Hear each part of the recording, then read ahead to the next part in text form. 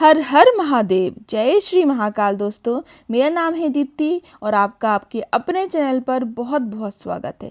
सावन का महीना शुरू हो गया है। आप सभी को सावन के महीने की हार्दिक शुभकामनाएं। आज मैं आपके साथ शेयर कर रही हूँ कि शिवलिंग की पूजा अभिषेक करने के क्या सही नियम होते हैं, कब अभिषेक करना चाहिए और कब नहीं करना चाहिए, सभी जानकारी मैं आपके साथ शेयर करने वाली हूँ। तो चलिए हमारे वीडियो को शुरू करते हैं। देखिए, सबसे पहले तो आप अगर मंदिर में जाकर पूजा करते हैं तो इससे उत्तम तो कुछ हो ही नहीं सकता, क्योंकि जो शिवलिंग होती है वो सिद्ध हो जाती है और सिद्ध शिवलिंग की पूजा करने का अधिक महत्व होता है। पर अगर आपके आसपास शिवलिंग नहीं है, शिवालय नहीं है, तो आप घर पर भी मिट्टी के शिवलिंग बनाकर उनका अभिषेक पूजन कर सकते हैं। तो सर्वप्रथम आपको जब भगवान के मंदिर में आप जाते हैं तो आपको जाते समय घंटा जरूर बजाना है। और जो आसपास आपको जो दीवारें होती हैं, दीवार बनी रहती है, उसमें भी थोड़ा थोड़ा सा जल आपको दाएं और बाएं साइड ज़रूर अर्पित करना है, क्योंकि वहाँ भगवान के गण खड़े रहते हैं, वो भी इच्छुक होते हैं जल के और भोग के। तो आपको वहाँ जल अर्पित करना है। फिर आपको नंदी की पूजा करनी है।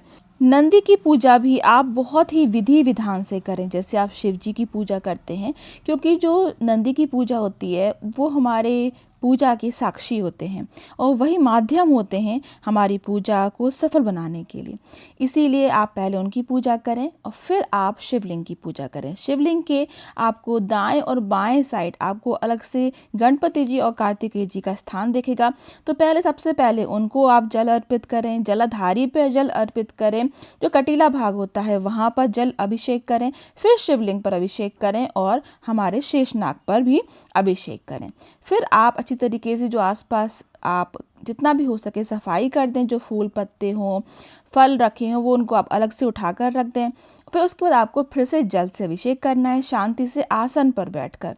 और उसके बाद जल के बाद आपको दूध से अभिषेक करना है। बहुत ही शांति से दूध से अभिषेक कीजिए। दूध जिस भी पात्र में रखें, ध्यान रखिए वो तांबे का नहीं होना चाहिए। अब अच्छे से भगवान को आपको मल मल के ओम नमः शिवाय का जाप करते रहना है। कम से कम 1 से 2 मिनट तक आप अच्छी तरीके से शिवलिंग को आप मसाज दें। आप अच्छी तरीके से मल मल के भगवान को प्रसन्न करें।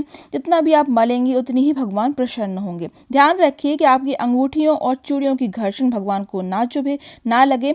इसीलिए आप चाहें तो एक एक कड़ा पहन के भी पूजा कर सकते हैं, या फिर चूड़ियों को पीछे की तरफ कर लीजिए। फिर अच्छी तरीके से शिवलिंग को हम फिर से साफ कर देंगे, फिर से जल से अभिषेक कर देंगे। उसके बाद आपको दूध, दही, घी, शहद, शक्कर जो भी आप लाए हों वो भी आप अभिषेक कर सकते हैं। मैं दूध में ही सब चीज़ें मिलाकर लाई थी, इसलिए मैंने वही अभिषेक कर दिया है। अब इसके बाद आपको चंदन लगाना है। आपके पास अगर सफ़ेद चंदन है तो वो ज़रूर लगाएं। अपनी 3 उंगलियों से आपको यहाँ पर त्रिकोण बनाना है, त्रिनेत्र बनाना है। उसके बाद आप चाहे कोई भी श्रृंगार कर सकते हैं। आपको नहीं आता है तो आप सिर्फ ओम भी लिख सकते हैं। देखिए, मैं आपको ओम लिख के दिखा रही हूँ। बस आप ओम लिख दीजिए तो आपको सभी फल प्राप्त हो जाएंगे। इस तरीके से आपको शांति से ओम लिखना है बैठकर। फिर आपको अक्षत अर्पित करना। ध्यान रखिएगा, अक्षत जो है, चावल जो हैं वो टूटे हुए नहीं होने चाहिए। अक्षत पूरे होने चाहिए और धुले हुए होना चाहिए। अब 5 बिंदी आपको जलाधारी पर रखना है रोली से। ध्यान रखिएगा, भगवान को रोली नहीं चढ़ती है, शिवलिंग पर नहीं चढ़ती है, पर लिंग पर नहीं चढ़ती है, पर जो जलाधारी होती है उस पर चढ़ती है। तो अभी आपको जो भी फल लाए हो वो आप अर्पित कर दीजिए। अपनी आंखें बंद करके आप उनको प्रसाद अर्पित कीजिए। अभी आप भगवान के पास रख दीजिए थोड़ी देर के लिए, पर आपकी पूरी पूजा हो जाए तो आप उनको उठाकर साइड में रख दीजिए। किसी को भी आप दे सकते हैं, कन्या को या फिर कोई जरूरतमंद हो उसको दे सकते हैं। इसके बाद देखिए, यहाँ पर मैं लाई थी तिल, जवा, जौ, गेहूँ, जो भी आप लेकर आए हो वो अर्पित कर दीजिए। आपको पता ही है, आपको 11-11 दाने गिनकर रखना चाहिए हमेशा इन चीज़ों के। अब आपके पास फूल, दूब, बेलपत्री, जो भी आप फूल पत्ते लाए हो भगवान के लिए वो आप अर्पित कर दीजिए। ध्यान रखिएगा, जो बेलपत्री है उसकी का जो पीछे का जो भाग होता है, मोटा वाला हिस्सा, उसको आप तोड़ लीजिएगा, नहीं तो उसका भार होता है। इसके बाद आपको सभी चीज़ें अर्पित करना है। जितने भी फूल लाए हों आप, जितने भी अच्छे से अच्छी चीज़ें आप कर सकें। आपको कनेर के फूल, आपको जो बेलपत्री हैं, जितने भी फूल पत्ते हैं सब चढ़ा देना है भगवान को, और भगवान का जाप करते रहना है। हर श्रृंगार के फूल हों आपके पास, अपराजिता के फूल हों, जासोन के फूल हों, कनेर के फूल हों, जो भी आपके पास हो आप सभी व्यवस्था कर लीजिए। वैसे भी भगवान के मंदिर में आपको सभी चीज़ें पहले से ही चढ़ी हुई मिल जाएंगी। अगर आपको कहीं से भी कोई फूल पत्ते नहीं मिलते हैं तो भगवान पर चढ़ी हुई आप फिर से धोकर भी चढ़ा सकते हैं, उसका भी आपको पूर्ण फल मिलेगा। पर किसी से मांग कर या किसी के गार्डन से तोड़ कर ना लाएं, आप बाजार से खरीद कर लाएं, या फिर आप भगवान पर चढ़ी हुई आप चढ़ा सकते हैं। आप सभी चीज़ें अर्पित करने के बाद आप दक्षिणा अर्पित कर दीजिए। यहाँ दक्षिणा ज़रूर अर्पित करना है, जिससे कि अगर आपकी पूजा में कोई भी कमी रह जाती है तो वो पूरी हो जाती है।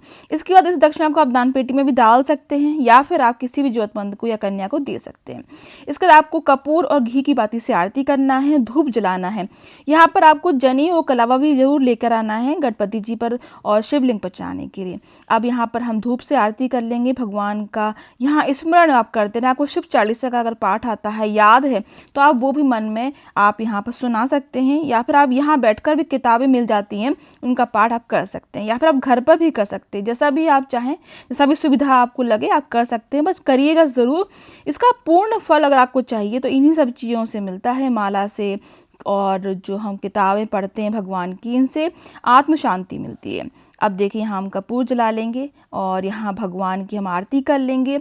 आप चाहें तो खड़े होकर भी कर सकते हैं और बैठकर भी कर सकते हैं। इस तरीके से आपको सच्चे दिल से आपको प्रार्थना करना है, हे भगवान अगर हमारी पूजा में कोई भी कमी रह गई हो तो माफ़ कीजिएगा, और अगर हमारी पूजा से आप प्रसन्न हैं तो हमारे परिवार को हमेशा सुख शांति समृद्धि प्रदान कीजिएगा। अपनी जो कृपा है, कृपा दृष्टि है, वो सदैव हम लोगों पर बरसाए रखिएगा। बस इस तरीके से आपको प्रार्थना करना है। इसके बाद भी अगर आपके मन में कोई भी क्वेश्चन हो, डाउट हो, तो आप मुझसे ज़रूर पूछ सकते हैं। मैं जल्दी से जल्दी आंसर करने की कोशिश करूंगी। आप मुझे मेल भी कर सकते हैं, अगर आप कमेंट नहीं करना चाहते हैं सेपरेट में आप मेल भी आपको ऑप्शन मिल जाएगा, तो वो भी आप कर सकते हैं। अबाउट सेक्शन में आप जाएंगे तो वहाँ पर मेरी जीमेल आईडी है, तो आप उसमें भी कर सकते हैं। और इसके बाद देखिए अब पूरी समस्त पूजा का हम आचमन कर देंगे। आरती भगवान को देकर स्वयं भी लेंगे, और ध्यान रखिएगा माचिस और दीपक अपने घर से लेकर जाइएगा, ऐसे नहीं कि वहाँ का यूज़ कर लें। हम जो भी चीज़ें हैं हो सके तो घर से लेकर जाइएगा। खास करके जो जल का लोटा है वो ज़रूर घर से लेकर जाना चाहिए, जिससे भी आपका जो पितृ दोष हो या वास्तु दोष हो वो आप उससे मुक्त हो जाते हैं। अब देखिए इस तरीके से हम भगवान के चरण स्पर्श कर लेंगे, और कोई भूल जो माफ़ करना हुआ, और थोड़ा सा जो हमारा तिलक है माता का वो आप ज़रूर अपने मांग में और अपने तिलक अपने माथे पर लगा लें, और जल आसन के नीचे छोड़कर ओम इंद्राय नमः ज़रूर बोलिएगा, जिससे पूर्ण फल आपको मिले। इस तरीके से पूरी पूजा करनी है। पूजा के बाद तुरंत के तुरंत घर नहीं आना है, थोड़ी देर भगवान की सीढ़ियों पर आपको ज़रूर बैठना है, पलटकर भगवान को ज़रूर देखना है। इसके बाद मैं आपको बताऊंगी कि कौन कौन से सोमवार इस बार पड़ रहे हैं। तो 2025 में 11 तारीख से 9 तारीख तक, 9 अगस्त तक, 11 जुलाई से 9 अगस्त तक हमारे सावन का महीना पड़ेगा। और पहला सोमवार 14 जुलाई को होगा, दूसरा 21 को, तीसरा 28 को, और चौथा 4 अगस्त को मनाया जाएगा। इस तरीके से आप नियम ले लें कि कैसे कैसे आपको सोमवार की पूजा करना है, कि पूरे सावन में आपको मंदिर जाके पूजा करना है, तो वो नियम आप पहले दिन ही बना लें। और देखिए आपको बहुत सारे नियम और भी होते हैं, मैं और वीडियोस में आपके साथ शेयर करूंगी। एक ज़रूरी नियम ध्यान रखिएगा कि शिवलिंग की पूर्ण परिक्रमा नहीं की जाती है, आधी की जाती है। जलाधारी को आपको नाकना नहीं है, ध्यान रखिएगा। और जो जलाधारी पे पानी होता है वो अपने घर पर भी आप 2 बूंद ज़रूर लेकर जाएं, और अपने घर पर सभी जगह गंगा जल छिड़कें। इस तरीके से आपको सावन के सोमवार की पूजा करना है। पूरे सावन में ऐसी पूजा भी आप कर सकते हैं। आई होप कि आपको आज का वीडियो अच्छा लगा होगा। अगर आपको थोड़ा सा भी पसंद आया हो तो प्लीज़ लाइक कीजिएगा, ज़्यादा से लोगों को शेयर कीजिएगा, और सब्सक्राइब करना बिल्कुल भी ना भूलिएगा। हर हर महादेव।